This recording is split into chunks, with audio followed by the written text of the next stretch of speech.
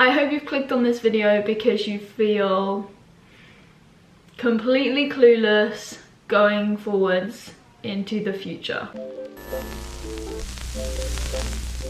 Hey guys, welcome back to another video. Welcome back to my channel. I am going to talk in this video about two things. So the first is about the good old COVID-19. That's one of the first reasons why I am talking in this video about uncertainty and not knowing what's happening in the future. And then the second thing I want to talk about in this video might not relate to every single person in the world right now, but I'm pretty sure it's still relatable. And I want to talk a bit about careers and if you feel lost with what to do next in your life. I hope this chat will make you feel at ease and not alone. Okay, yeah, let's begin with the virus outbreak. It's a huge uncertainty. What is going to happen with the world? Is it gonna go back to normal? Are we gonna find a new normal? What even is normal? But you kind of get my point here. How is this going to change our society and the way in which we live? We don't know. It's a huge unknown and this huge question mark at the moment that nobody has the answer to. I think it's good for us to focus on the present. Oh, why does this always happen? The Hoover. Hello.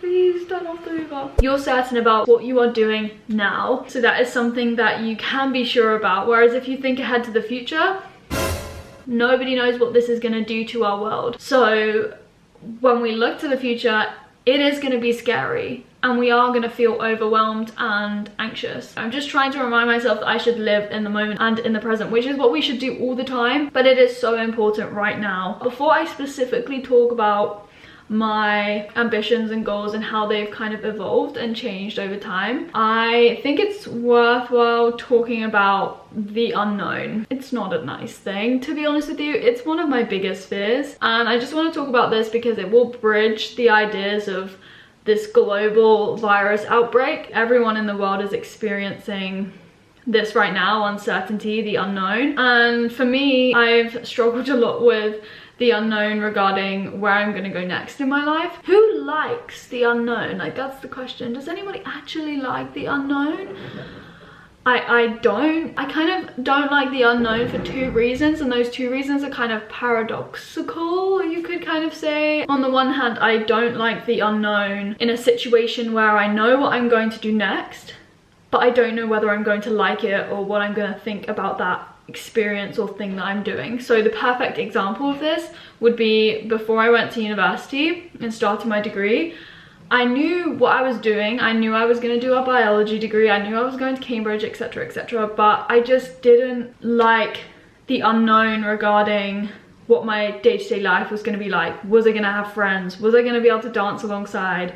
Was I going to have enough time to do everything, you know? That unknown brought a lot of anxiety and fear to my life. On the other hand, the unknown scares me when it is literally just the unknown with what I'm going to do next in my life, or what's coming next with our lives, you know, if we want to broaden this perspective on things. And the worst thing about the unknown is that you can never find an answer. No matter how hard you search or how deep you think about these things, you never seem to find certainty. And that's what's so scary for me, and probably for you as well if you don't like the unknown. I just don't like it, okay? I just do not like the unknown. I mean, is there a solution to all of this? Can we lessen these fears and anxieties surrounding the concept of the unknown, surrounding this massive— I never get the question mark right on camera. Is it this way?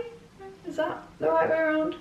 I don't think there's one solution that we can find, but I did listen to a podcast this morning when I was running that made me think about this. I think number one, we have to just trust ourselves, trust our goals, our ambitions, our values in life, and trust that we will go somewhere. There is a future for us. The future is there, it's not gone, and we will eventually work out which path we're gonna take in life and what's gonna happen. And then secondly, I think it's useful to build a community of people around you that will support you through the process. So for all of us going through the outbreak, the pandemic, we're all in this together, as I always say on Instagram, High School Musical. We're all going through it together and we're gonna get through it together.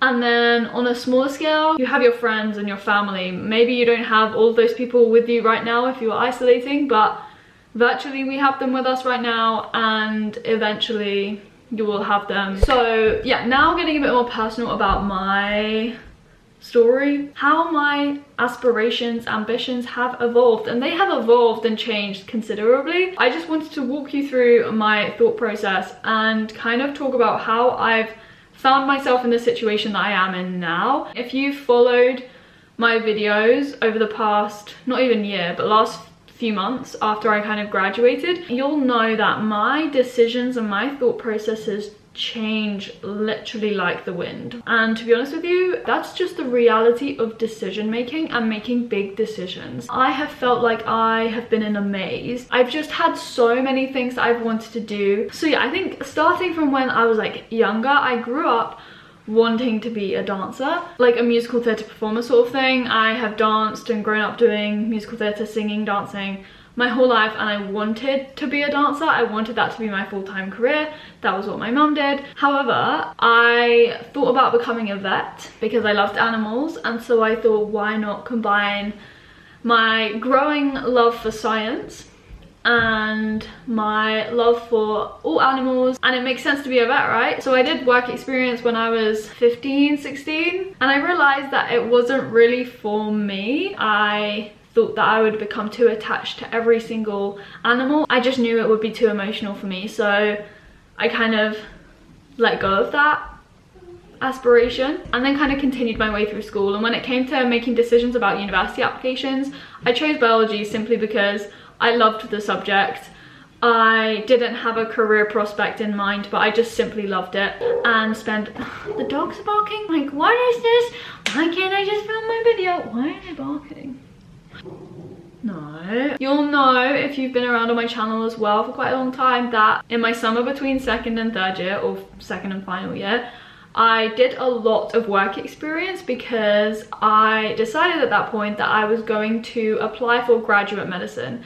And I applied for one university, that was Cambridge, where I was studying for my undergraduate because I loved it there. And I just thought, yeah, why not do the 4-year accelerated graduate medicine course at Cambridge? It just seemed right. I went to a hospital, I did work experience with a pharmacist, a musculoskeletal physician, I did some research with my friend Emma, who's a PhD student. Yeah, that was a jam-packed, very busy summer, and that meant that I was in a position at the end of my summer, starting final year, in a position to apply for a place. I went through the whole application process, a lengthy process, again, just like my undergraduate application. And I was so pleased when I got an interview because I thought that I didn't really stand a chance. And I had my interview. It was a multi-mini interview, Cambridge style, so very intense. Graduate medicine courses are so competitive. So I was just so pleased to be at interview. And at that point, I was like, okay, come on, this is the final hurdle. And you'll know, I got rejected. Yeah, it hurt, it hit hard, you know, to be rejected, but that rejection was honestly a blessing in disguise. And I feel that the interviewers really saw through me. I mean, yes, I had the scientific background, I would have had the knowledge, I would have had the determination, the drive to do the degree, but was I fully cut out for medicine, to be a medic, to be a doctor, to invest my whole life and energies into studying medicine and becoming a doctor? The answer to that question is no, and I 100% know that for sure now. I 100% respect the people that work in the UK and the NHS and everywhere else across the globe, especially during this time, but I just don't think medicine was 100% right for me. And yeah, I just think the interviewers really saw that. It 100% made me reconsider my options and reconsider what I really wanted to do in life.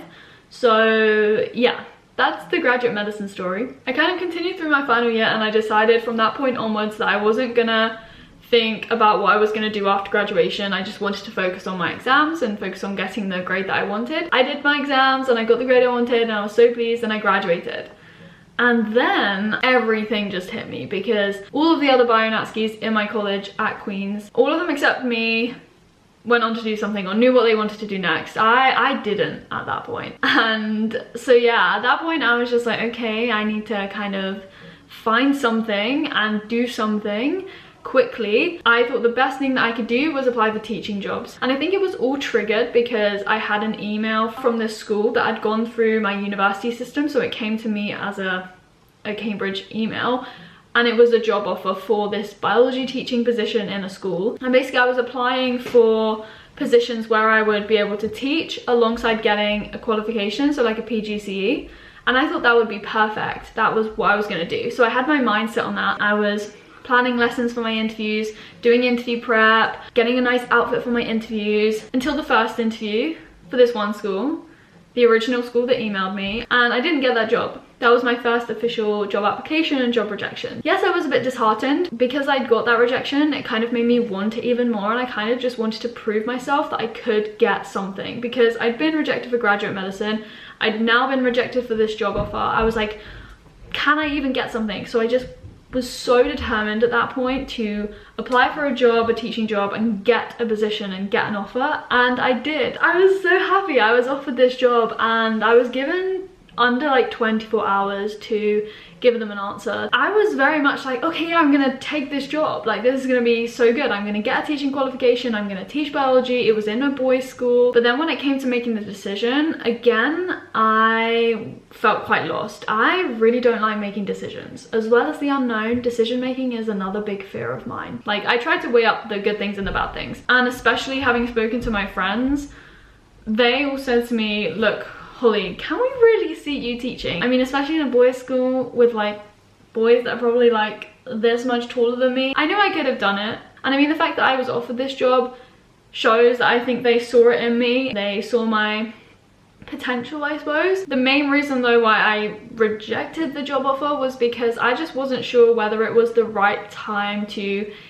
embark on a teaching position. And I also thought that teaching biology, that position, would surely always be available. I could always reapply a few years down the line if I wanted to still do that. I was kind of then back to square one. And at that point, I just decided, you know, look, Holly, you're just gonna slow down a bit. You're just gonna not rush into anything. I am really glad I decided to turn down that job and basically have a gap year, a year out, because I mean, I've still been so busy. I set up an online tutoring service business. It's made me realize how much I do love teaching and sharing knowledge with other people. I tutor in biology and I've helped people with personal statements. I've still been doing YouTube, making videos, which is something I love doing. And because I had the time in a gap year, I just said to myself, look, Holly, you're gonna pack a backpack and go traveling. And I did. I went 3 months around Australia and it was the best thing of my life. It makes me so like, oh, ready to do it again. But yeah, so I traveled. I should also point out that one of the things I fell in love with whilst in Australia was scuba diving. If you guys follow me on Instagram, you might have seen this post. I suddenly had this new idea that I was going to become a marine biologist. I suddenly woke up one day being like, that's what I can do. It seemed perfect. I am very environmentally conscious. I could do things to do with plastic pollution. It just made sense. That was like an impulse idea, and I kind of just don't think I 100% want to do marine biology. I would have enjoyed it, but I just think it's quite far from what I've studied at university. I'm more of a human biology person. I would love to do things to do with like plastic pollution and conservation and still get my advanced PADI and so on, but marine biology, I've kind of thought about that and thought, you know what, no. It just demonstrates how crazy sometimes your mind is and how your brain works with all these new ideas and new ambitions, you know. But yeah, so basically where we are now is I'm in a position where I'm applying for masters next year. I will talk to you about all of the courses that I'm applying for when I've finished applying, and I want to do a master's in nutrition. I 100% think that's right for me. I mean, in my interview for my undergraduate degree, one of the questions they even asked me at that point was, why are you not studying nutrition? From your personal statement, it kind of sounds like that would be of interest to you. My goal at the moment, I kind of do have a basic structure of where I want to go with this. So I hopefully want to get a master's. I want to have a bit more research experience, maybe in the lab, maybe in a clinical hospital setting. And then I would love to go on and do a PhD. Like at the moment, I'm so intrigued about like your gut health and the link between the gut, brain, mental health. I'm very interested in that and would love to do research in that field. And I think I could definitely see myself in the world of academia, maybe professing or lecturing, learning and sharing information with other people, giving talks, still YouTubing hopefully, and I don't know, traveling, maybe building some other businessy type things, creating new stuff. I don't know. The angle might have subtly changed because my battery just died, but yeah, that's where we are now with everything. That's where I'm kind of going with this. There are still unknowns in this whole scenario. I don't have it all planned out to the T, but I have some sense of direction and I'm trusting it. You know, what I've learned throughout this whole process, my advice to you as well would be, as we kind of said before, you have to trust yourself. And at the moment, that's what I'm trying to do. I'm just trying to trust that my decisions are gonna be okay. They're gonna lead me somewhere. And something that you guys have encouraged me to remind myself of is that even if I make the wrong decision or I start going down a path that's maybe not entirely correct for me, I can always just stop, reanalyze my situation and try something else. The second thing that I've learned throughout this whole time is to just kind of go with the flow and just not force anything and not rush anything. So I've taken this year out and it's given me the time to just think about so many new things and so many ideas, and a lot of the time I have been overwhelmed with my thought processes, but I think that's been a good thing for me because especially having a bit more time to think, it's made me realize that yes, there are so many things I want to do. I really have to just pick one and just try it. And then it's also made me realize something that's a whole other topic for a video. It's made me think more about my mental health and really prioritize that. It's made me realize some of the things that I still need to work on. So yeah, I don't know if this video has made sense. I hope it's been relatable and encouraging to hear that you're not alone if you're in this same situation, if you don't know what to do. There is always time to figure out what you want to do. And most importantly, you will eventually reach a point when you're happy with the decisions you made. You might not know straight away, but eventually you'll realize that, you know, I made that decision and it was a good decision. It wasn't the right one. There's no right or wrong in this. There's just a good decision and there are better decisions. Like, nothing's ever wrong. Does that make sense? I hope that makes sense. But yeah, I hope it's been useful. If you did enjoy it, please like it, comment down below, and yeah, subscribe as always if you want to for new videos. And I will speak to you in another video. I hope you are safe, well, still smiling, and yeah. The banana cushion has been sitting behind me this whole time. Bye from me. Oh, and Alexa. I haven't got rid of Alexa yet, don't worry. Bye for now.